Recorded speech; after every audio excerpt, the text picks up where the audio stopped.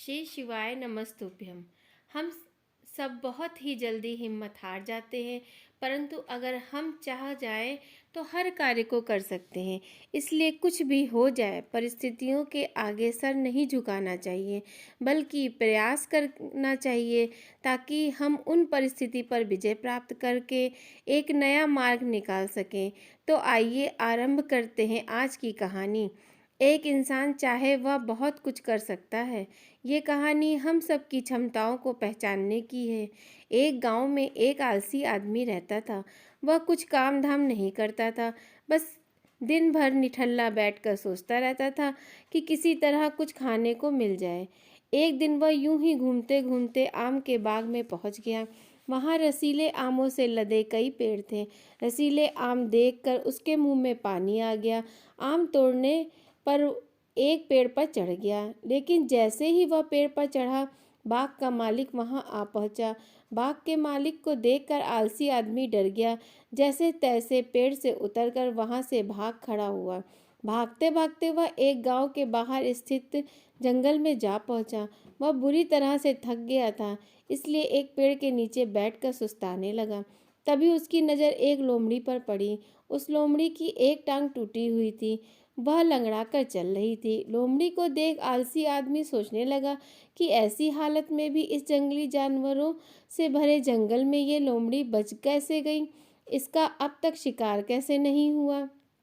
जिज्ञासा में वह एक पेड़ पर चढ़ गया और वहां से बैठकर देखने लगा कि अब इस लोमड़ी के साथ आगे क्या होगा।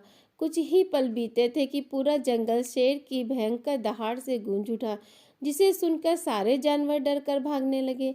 लेकिन लोमड़ी अपनी टूटी टांग के साथ भाग नहीं सकी, वह वहीं खड़ी रही। शेर लोमड़ी के पास आने लगा। आलसी आदमी ने सोचा कि अब शेर लोमड़ी को मार कर खा जाएगा, लेकिन आगे जो हुआ वह कुछ अजीब था। शेर लोमड़ी के पास पहुंचकर खड़ा हो गया। उसके मुंह में मांस का एक टुकड़ा था, जिसे उसने लोमड़ी के सामने गिरा दिया। लोमड़ी इत्मीनान से मांस के उस टुकड़े को खाने लगी। थोड़ी देर के बाद शेर वहां से चला गया। यह घटना देख आलसी आदमी सोचने लगा, भगवान सच में सर्वे सर्वा हैं। उसने धरती के समस्त प्राणियों के लिए, चाहे वह जानवर हो या इंसान, खाने पीने का प्रबंध कर रखा है। वह अपने घर लौट आया। घर आकर वह 2-3 दिन तक बिस्तर पर लेटकर प्रतीक्षा करने लगा। जैसे भगवान ने शेर के द्वारा लोमड़ी के लिए भोजन भिजवाया था, वैसे ही उसने के लिए भी कोई न कोई खाने को लेके सामान आएगा। लेकिन ऐसा कुछ नहीं हुआ। भूख से उसकी हालत खराब होने लगी। आखिरकार उसे घर के बाहर निकलना ही पड़ा। घर के बाहर उसे एक पेड़ के नीचे बैठे हुए बाबा दिखाई पड़े।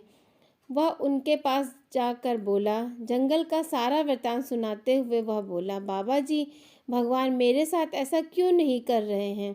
उनके पास जानवरों के लिए ही भोजन का प्रबंध है, लेकिन इंसानों के लिए नहीं। बाबा ने उत्तर दिया, बेटा, ऐसी बात नहीं है। भगवान के पास सारे प्रबंध हैं, दूसरों की तरह तुम्हारे लिए भी। लेकिन यह बात है कि वे तुम्हें लोमड़ी नहीं, शेर बनाना चाहते हैं। मित्रों, इस कहानी से हमको यह शिक्षा प्राप्त होती है कि हमको स्वयं को पहचानना चाहिए, अपनी क्षमताओं को पहचान कर जीवन में उन्नति की ओर बढ़ना चाहिए।